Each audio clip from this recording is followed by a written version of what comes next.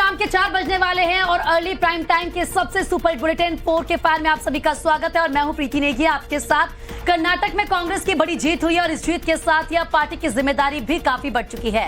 Party इस जिम्मेदारी को निभाने के लिए माथापच्ची कर रही है कि आखिर सीएम किसे बनाया जाए, जिससे जनता के साथ जो कमिटमेंट किया है उसे पूरा किया जा सके। और इसी कड़ी में अब से थोड़ी देर बाद कर्नाटक के बेंगलुरु में कांग्रेस विधायक दल की बैठक होनी है। आगे आपको सीधे ग्राउंड जीरो पर ले चलेंगे और बताएंगे वहां पर क्या कुछ हो रहा है। नमस्कार, 4 का फायर में मैं हूं आपके साथ नैना यादव। आपको हम कर्नाटक के साथ साथ बिहार भी लेकर चलेंगे। पटना की तस्वीर दिखाएंगे जहां पर बाबा बागेश्वर यानी कि पंडित धीरेन्द्र शास्त्री का दिव्य दरबार लगा है और इस दिव्य दरबार का आज है दूसरा दिन, जहां पर वो हनुमंत कथा वाच रहे हैं। हनुमंत कथा पंडाल में भक्तों का रैला है। जी हाँ, जय श्री राम के नारे हैं, जय जय हनुमान के नारे हैं। लेकिन बाबा की कथा से सियासी पारा भी काफी गर्म हो चुका है। क्या कुछ पटना के नौबतपुर में चल रहा है, वहां की तमाम तस्वीरें भी हम आप तक पहुंचाएंगे। जी हाँ, और इसके साथ ही हम आपको बताएंगे कि आपके शहर की कौन सी खबर है बेहद खास। यूपी में मुसलमानों को माफिया नहीं योगी पसंद है। आखिर हम ऐसा क्यों कह रहे हैं, आगे जब आप रिपोर्ट देखेंगे तो पूरी पिक्चर क्लियर हो जाएगी। इसके साथ ही बात पाकिस्तान की भी होगी, जहां पर हिंदू धर्म और हिंदुत्व के कसीदे पढ़े जा रहे हैं। कभी हिंदुओं को काफिर कहने वाले पाकिस्तान का में आखिर कैसे सनातन का यशगान हो रहा है, कौन है ये जो हिंदू धर्म का गुणगान कर रहे हैं, बताएंगे आपको। लेकिन उसके पहले देखिए और चलिए आगे बढ़ते हैं। सबसे पहले बात पटना की करते हैं। पटना के नौबतपुर में बागेश्वर धाम के पीठाधीश्वर यानी कि पंडित धीरेन्द्र शास्त्री के हनुमंत कथा का आज दूसरा दिन है। बस अब कथा शुरू ही होने वाली है। जी हाँ, पटना में अब से कुछ देर के बाद में बागेश्वर बाबा का दरबार लगना है, लेकिन इन नारों से कुछ सियासी दलों को तकलीफ हो रही है। नारे कौन से हैं? दरअसल पूरे इलाके में जय श्री राम की गूंज सुनाई देती है, जगह जगह जय हनुमान की गूंज सुनाई दे रही है। इन नारों से सियासी दलों की हलचल बढ़ चुकी है। तकलीफ इसीलिए है क्योंकि उन्हें सनातन धर्म की नहीं बल्कि 2024 के चुनावों में वोटों की चिंता है। दरअसल देखिए किस तरीके से धीरेन्द्र शास्त्री वैसे तो राजनेता नहीं है, लेकिन उनके एकजुट हिंदुत्व के नारे से विरोधियों को सियासी समीकरण बिखरते हुए दिख रहा है।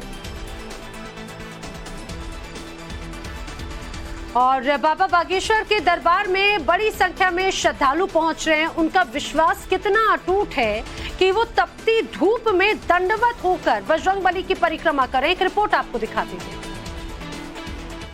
दाईं तरफ जो आप देख रहे हैं यहाँ पर वो पंडाल है जहाँ पर वो हनुमान कथा सुना रहे हैं। आज दूसरा दिन है और वहां से लेके यहाँ तक हर जगह आपको आम लोग श्रद्धालु यहाँ पर नजर आएंगे। मेरे पीछे जो ये आप हनुमान जी की मूर्ति देख रहे हैं, यहाँ पर कल तक ये नारियल का ढेर इतना नहीं था। कल जब यहाँ पर आए थे तो बहुत कम लोग थे।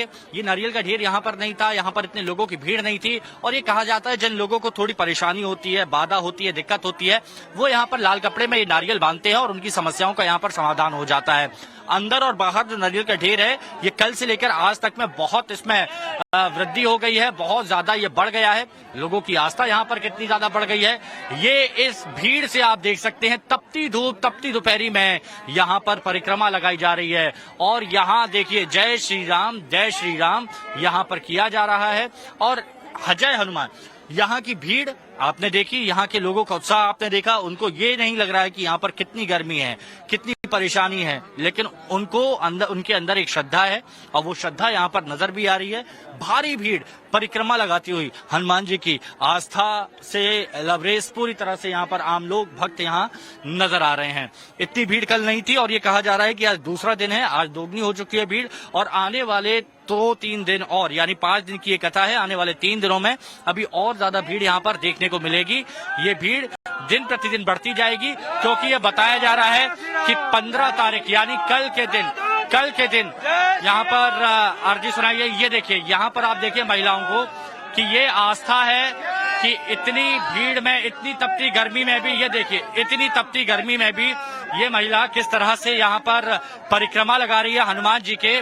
इतनी परेशानी, इतनी गर्मी, इतनी धूप, उसके बावजूद देखिए छाले पड़ रहे हैं पैरों में, पीठ में पत्थर लग रहे हैं, लेकिन भक्ति किसे कहते हैं इन तस्वीरों को देखकर आप यहाँ पर समझ सकते हैं। इतनी तपती दोपहरी में मिट्टी पत्थर, लेकिन उसके बावजूद हनुमान जी की मूर्ति के, प्रतिमा के ये परिक्रमा लगा रही हैं और लोगों के अंदर जो श्रद्धा है उनकी तस्वीर यहाँ से नजर आ रही है। बहुत से लोग सवाल उठाते हैं आस्था पर, बहुत से लोग धर्म पर सवाल उठाते हैं, लेकिन तस्वीरों को देखकर आप समझ सकते हैं कि आस्था, विश्वास, भगवान पर विश्वास, भक्त, ये क्या है ये एक लेवल ऊपर है, या फिर ये कह सकते हैं कि इसकी आस्था की कहीं पर बराबरी नहीं की जा सकती। जय श्री राम की गूंज यहाँ पर सुनाई दे रही है। कहाँ से आए हैं? कहाँ से आए हैं? दरभंगा से यहाँ पर परिक्रमा लगा रहे, पहली बार आए हैं? हाँ, पहली बार आए हैं। क्या है यहाँ पर ऐसा खास? बहुत अच्छा है, बहुत अच्छा। जय श्री राम, जय श्री राम। जय श्री राम की गूंज यहाँ पर सुनाई दे रही है। लोगों की आस्था और आस्था पर सवाल उठाने वालों को इन तस्वीरों को टाइम्स नाउ भारत पर देखना चाहिए कि लोगों की आस्था के साथ जब वो खिलवाड़ करते हैं, जब वो सनातन पर सवाल उठाते हैं, तो वो किस पर सवाल उठा रहे हैं? वो आस्था पर सवाल उठा रहे हैं। विजय रवि यादव के साथ हिमांशु दीक्षित, टाइम्स नाउ भारत, पटना, मोहब्बतपुर। तो प्रीति, हमने देखा कि आखिर किस तरह से यहाँ पर एक अलग उत्साह नजर आ रहा है। और अब जरा उस जो सभा स्थल है जहां पर कथा वाचने की तैयारी है, उधर का रुख करें, लेकिन उसके पहले साकेत का रुख कर लेते हैं। साकेत, बताया जा रहा है बाबा बागेश्वर या धीरेन्द्र शास्त्री जो हैं वो रवाना हो चुके हैं कथा स्थल के लिए।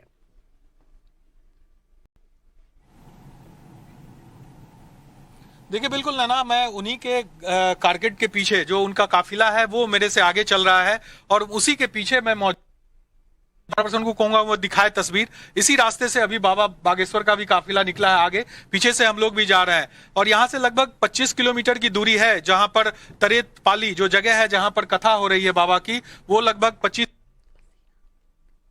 सड़क जो है चौड़ी है, लेकिन आगे जाने के बाद थोड़ी पतली सड़क है, इस वजह से थोड़ा टाइम ज्यादा लगता है। लेकिन बाबा का काफिला जो है वो लगभग सैकड़ों गाड़ी उस काफिले में है बाबा के साथ, और वो आगे आगे अभी निकली काफिले में है बाबा के साथ, और वो आगे आगे अभी निकली है। लगभग मान के चलें कि 15 से 20 मिनट में बाबा उस जगह पे पहुंच जाएंगे जहां पर ये कथा होनी है, जहां पर लाखों श्रद्धालु उनका इंतजार कर रहे हैं सुबह से। वहां पर जिस तरह से हिमांशु भी तस्वीर दिखा रहे हैं कि किस तरह से इस गर्मी में, चिलचिलाती गर्मी में लोग घंटों से वहां पर बैठे हुए हैं, बाबा का इंतजार कर रहे हैं। तो अब मतलब 15 से 20 मिनट के अंदर बाबा वहां होंगे, मंच पर होंगे और उन श्रद्धालुओं के बीच होंगे। निश्चित तौर पर जो बातें राजनीति को लेकर चल रही थी कि किस तरह से सियासत इस पर हुई, किस तरह से तेज प्रताप यादव हो या बिहार सरकार में कई मंत्री हैं जिन्होंने खुलकर विरोध किया बाबा का, लेकिन जिस तरह से भीड़ जुटी है, चाहे वो होटल के बाहर, अभी मैं मौजूद था जहां पर बाबा होटल से जहां से निकले हैं, वो लंबी कतार थी, वहां पर हजारों की संख्या में वहां पर भी श्रद्धालु थे जो कि मौजूद थे, और बाबा को देखते तमाम लोगों ने जय श्री राम और जय हनुमान के नारे से वहां पर लगाने शुरू कर दिए। तो ये बताता है कि किस तरह से लोगों की आस्था उनसे जुड़ी हुई है, और लोग भले ही राजनीतिक पार्टियां अपनी अपनी राजनीतिक रोटियां इस पर सेके, लेकिन जो जनता है, जो आम लोग है, उसके ऊपर बाबा का जादू जो है वो खुलकर चल रहा है, सर चढ़ के बोल रहा है। साकेत, आपने सही कहा। और देखिए, कल भी हमने तस्वीरें देखी थी जिस तरीके से बाबा को सुनने के लिए उनके दिव्य दरबार में लोग पहुंच रहे थे। साकेत, आपने भी क्लियर किया है कि 15 से 20 मिनट का और टाइम लगेगा बाबा जहां पर दिव्य दरबार लगाए वहां तक पहुंचने में। लेकिन कल जो तस्वीरें आई थी उसमें किस तरीके से सड़क पर बार बार बाबा रुक रहे थे, उनके काफिलों को रोका जा रहा था, लोग उनका स्वागत कर रहे थे, माला उनको पहना रहे थे। क्या आज भी वैसी तमाम तस्वीरें आ रही, इससे थोड़ा समय ज्यादा लग रहा है?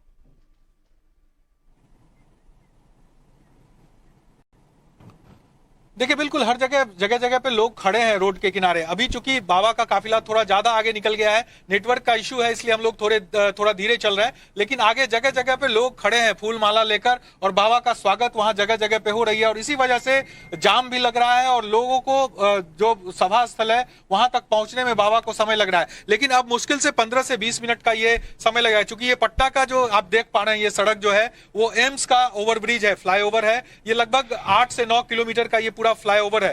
इसको क्रॉस करने के बाद एम्स चौराहा है, और उसके बाद फिर नौबतपुर के लिए ये रोड घूमती है। वहां से लगभग 8 किलोमीटर का और सफर होगा, यानी कि 15 मिनट मुश्किल से अब लगेगा बाबा को सभा स्थल पर पहुंचने में और उनका पूरा काफिला को पहुंचने में। लेकिन जो भक्त इंतजार कर रहे हैं इस गर्मी में, उनकी दाद देनी चाहिए कि किस तरह से बाबा का जो जादू है उनके सर चढ़कर बोल रहा है, और वो घंटों इस गर्मी में, इस चिलचिलाती गर्मी में बिना कुछ खाए बिना पिए वहां पर इंतजार कर रहे हैं कि बाबा कब पहुंचे, और उनके एक झलक को वो लोग परेशान है वहां। ठीक है, आपका भी लगातार रुख करते रहेंगे। फिलहाल साकेत, जानकारी के लिए आपका शुक्रिया। तो अब से कुछ देर के बाद में एक बार फिर से जो कथा है वो शुरू होगी, और सिर्फ बिहार नहीं बल्कि अलग अलग राज्यों से भी हमने देखा, चाहे बंगाल हो या फिर झारखंड हो, बल्कि नेपाल बॉर्डर से भी लोग उन्हें सुनने के लिए पहुंचे। यहाँ पर रुक रही छोटे से ब्रेक के लिए, जल्द हाजिर होंगे। टॉप 4 का फायर में एक बार फिर आपका स्वागत है। बात करते हैं यूएस की। लगता है कि सुपर पावर अमेरिका से कुदरत खार खाए बैठा है, क्योंकि एक आफत से लोग उबर भी नहीं पाते कि दूसरी मुंह बाएं खड़ी रहती है। दरअसल बात टेक्सास की हो रही है, जहां फिर से विनाशकारी बवंडर से जबरदस्त तबाही मची है। आप भी देखिए तबाही का खौफनाक मंजर।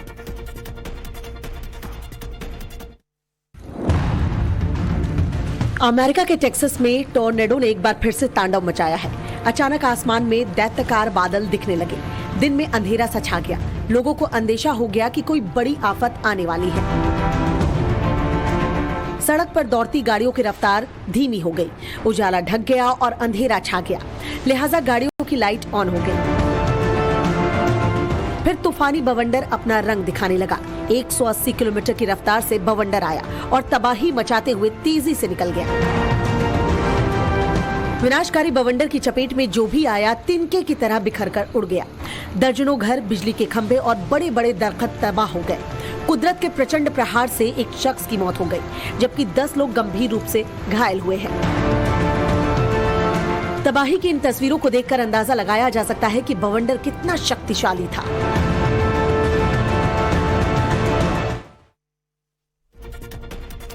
और जंग के मोर्चे से बड़ी और राहत भरी खबर सामने आ रही है। खूनी जंग के बाद इजराइल और फिलिस्तीन ने संघर्ष विराम का ऐलान किया है। यहाँ फिलिस्तीन ने कहा है कि जब तक इजराइल अटैक नहीं करेगा हम भी खामोश रहेंगे। युद्ध विराम की घोषणा के बाद गाजा के लोग खुशी से झूम उठे हैं। दिखाते हैं आपको 1 मिनट में पूरी खबर।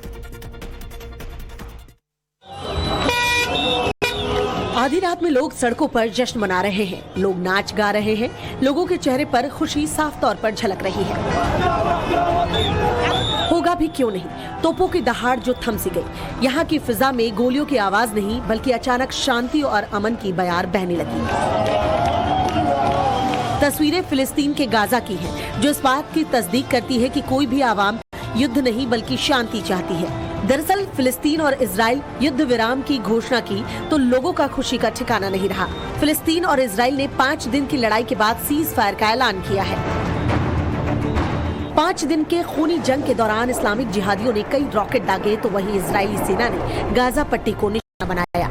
इजराइल ने इस्लामिक जिहाद के 130 ठिकानों पर ताबड़तोड़ एयर स्ट्राइक की। इस भीषण जंग में कम से कम 33 फिलिस्तीनियों की मौत की खबर है। लेकिन संघर्ष विराम के ऐलान के बाद ही लोगों के चेहरे फिर से खिल उठे।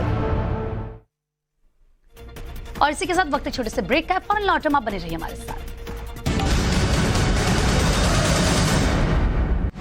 और कर्नाटक से इस बीच बड़ी खबर मिल रही है। आपको बता दें कि कर्नाटक में कांग्रेस विधायक दल की बैठक शाम 5:30 बजे कांग्रेस विधायक दल की बैठक होनी है। और ऐसे में कांग्रेस एमएलए विधायक दल के नेता का दरअसल यहां पर चुनाव करेंगे। तो बड़ी सफलता के बाद में अब सीएम कौन होगा, इस पर चर्चा की जाएगी। हमारी साथी हैं, हमारे साथ में जुड़ रही हैं प्रज्ञा, हमारे साथ में जुड़ रही है। प्रज्ञा, जरा बताइए क्या अपडेट है, क्योंकि आज की बैठक कई मायनों में महत्वपूर्ण है। सीएम का चेहरा कौन होगा, किस पर विधायक दल जो है मुहर लगाएगा? लग रहा है चुनाव जीतने से ज्यादा चुनौतीपूर्ण कार्य जो कांग्रेस के पास इस समय है वो है सीएम कैंडिडेट कौन होगा, उनका कौन चीफ मिनिस्टीरियल फेस बनने जा रहा है। कौन चीफ मिनिस्टीरियल फेस बनने जा रहा है। आपको बता दें हम सिद्धारमैया के घर के सामने खड़े हैं, वो किसी मीटिंग में है। सब लोग अपने हिसाब किताब देख रहे हैं कि सीएलपी की जब मीटिंग होगी कितने एमएलएस किसके साथ रहेंगे। वहीं डीके शिव कुमार टुमकुर में एक मठ में जो वोकालिका मठ है, 21 वोकालिका एमएलएस कांग्रेस के जीते हैं। एक बड़ा तबका है वोकालिका का, उनका सपोर्ट लेने के लिए मेहनत कर रहे हैं। और उनके बाद शाम को आज मीटिंग होनी है जिसमें कांग्रेस ने अपने ऑब्जर्वर भी भेजे हैं। वो ऑब्जर्वर जाएंगे रिपोर्ट लेकर दिल्ली, और दिल्ली हाई कमांड डिसाइड करेगा कि कौन चीफ मिनिस्टीरियल फेस होगा। यानी कि इसमें भी की बैठक के बाद में जो है वो नाम तय होगा और उसके बाद में कांग्रेस आला कमान ही तय करेगा। प्रज्ञा, फिलहाल जानकारी के लिए आपका शुक्रिया। और इसी से जुड़ी आपको एक रिपोर्ट दिखाते हैं।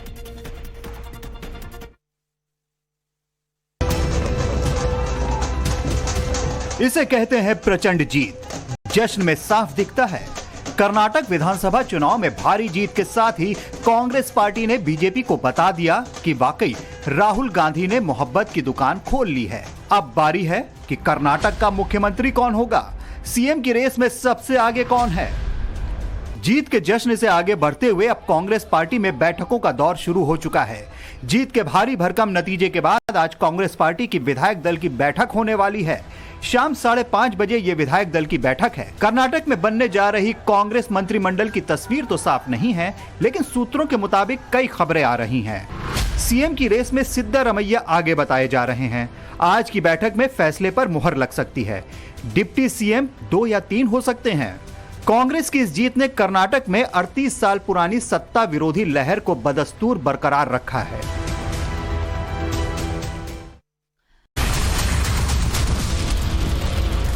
और ब्रेक के बाद 4 का फायर में एक बार फिर आप सभी का स्वागत है। चीन के चेंगडू शहर में एक गोडाउन में आग लग गई तो आसपास के इलाकों में हड़कंप मच गया, क्योंकि स्थानीय लोगों में इससे निकलने वाले जहरीले धुएं को लेकर दहशत फैल गई। विशाल गुब्बारों को कई किलोमीटर दूर से साफ तौर पर देखा जा सकता था। क्या है पूरी खबर, जानने के लिए देखिए हमारी ये खास रिपोर्ट। आसमान में काले धुएं के विकराल गुबार उठ रहे हैं। ऐसा लग रहा है मानो धुएं ने पूरे आसमान पर कब्जा करने का मन बना लिया हो। आसपास दमकल विभाग भी मौजूद है, लेकिन इस विनाशकारी आग पर काबू पाना असंभव नजर आ रहा है। तस्वीरें चीन के चेंगडू शहर से सामने आई हैं, जहां एक गोदाम में आग लगी तो आसपास के इलाकों में हड़कंप मच गया, क्योंकि इस आग से निकलने वाला धुआं काफी जहरीला था। सामने आई तस्वीरों में भी धुएं के विनाशकारी गुबार आसमान में उठते नजर आ रहे हैं। पास की सड़क से गुजर रहे लोग भी इस आग को देखकर हैरान हैं। गनीमत रही कि इस आग से कोई हताहत नहीं हुआ, लेकिन आग लगने की वजह क्या थी इसका अभी तक पता नहीं चल सका है। आगे बढ़ते हैं, बात मैक्सिको की करते हैं। मैक्सिको के एयर स्ट्रिप पर खड़े एक प्राइवेट प्लेन में आग लग गई। एयरपोर्ट कर्मचारी इस आग पर काबू पाने के लिए तुरंत दौड़े, लेकिन प्लेन से निकल रहा धुआं थमने का नाम ही नहीं ले रहा था। पूरी खबर क्या है, यह हादसा कैसे हुआ, दिखाते हैं आपको अगली रिपोर्ट में।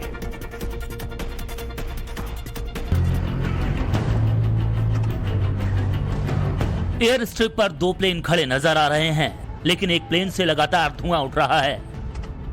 आसपास मौजूद एयरपोर्ट कर्मचारी आग को रोकने के लिए प्लेन की तरफ दौड़ते भी हैं। फायर एक्सटिंग्विशर से धुएं पर काबू पाने की कोशिश करते हैं, लेकिन प्लेन से निकल रहा धुआं रुकने का नाम नहीं लेता। तस्वीरें मैक्सिको एयरपोर्ट से सामने आई हैं, जहां एयर स्ट्रिप पर खड़े एक छोटे प्लेन में आग लग गई तो हवाई अड्डे पर हड़कंप मच गया। कर्मचारियों को इस बात का डर था कि कहीं आग फैलते हुए आसपास में खड़े कमर्शियल प्लेन तक पहुंच गई तो हादसा और गंभीर हो सकता है। जानकारी के मुताबिक इस प्राइवेट प्लेन के पायलट ने जैसे ही इंजन स्टार्ट करने की कोशिश की तो तुरंत प्लेन के अगले हिस्से में आग और धुआं उठने लगा।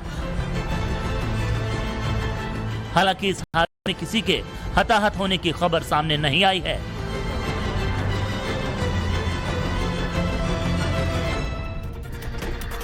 और 4 का फायर में अगली जो खबर हम आपको बताने जा रहे हैं वो बहुत खास है। जी हां, क्योंकि बात हो रही है मातृ शक्ति की, जिसे आज पूरी दुनिया सलाम कर रही है। वो माँ जो दया की प्रतिमूर्ति होती है, जिनका दिल सागर से भी गहरा होता है। तभी तो माँ शब्द कान में पड़ते ही शरीर का एक एक रोया खड़ा हो जाता है। माँ के बिना जीवन अधूरा और सूना होता है। उन्हीं माताओं को आज पूरा विश्व नमन कर रहा है।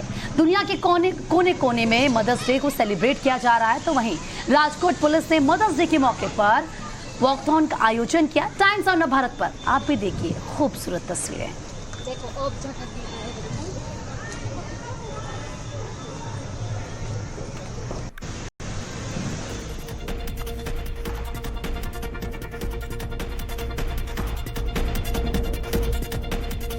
और अब बात करते हैं लखनऊ की। लखनऊ में कुछ अराजक तत्वों ने आधी रात में हॉस्टल पर हमला कर दिया। हमलावरों ने जमकर पथराव किया। जी हां, आखिर ये पत्थरबाज कौन थे, हमले के पीछे की वजह क्या थी? फिलहाल लखनऊ पुलिस इस पूरे मामले की जांच में जुटी है। पूरा मामला क्या है, देखिए इस रिपोर्ट में।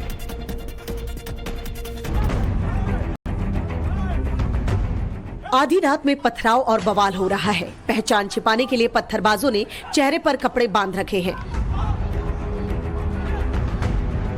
पथराव की ये तस्वीरें लखनऊ यूनिवर्सिटी के आर्ट्स कॉलेज हॉस्टल की है, जहां आधी रात में कुछ अराजक तत्वों ने हॉस्टल पर अटैक कर दिया और जमकर पथराव किया, जिससे कि हॉस्टल की खिड़कियों के शीशे टूट गए। हमलावरों ने छात्रावास के गेट को तोड़ने की कोशिश की। इस बीच हॉस्टल के अंदर से छात्रों ने जब शोर शोर मचाना शुरू किया तो हमलावर गाली गलौज करते हुए फरार हो गए। इस घटना के बाद हॉस्टल कैंपस में कोहराम मच गया। हालांकि किसी भी छात्र के घायल होने की खबर नहीं है। हमलावर कौन थे और किस वजह से हॉस्टल पर अटैक किया गया, पुलिस इस मामले की तफ्तीश करने में जुटी हुई है। फिलहाल छात्रों में दहशत का माहौल है। और इसी के साथ अर्ली प्राइम टाइम के शो 4 का फायर में फिलहाल इतना ही, लेकिन आगे देखिए देश का नंबर 1 डिबेट शो राष्ट्रवाद राकेश पांडे के साथ।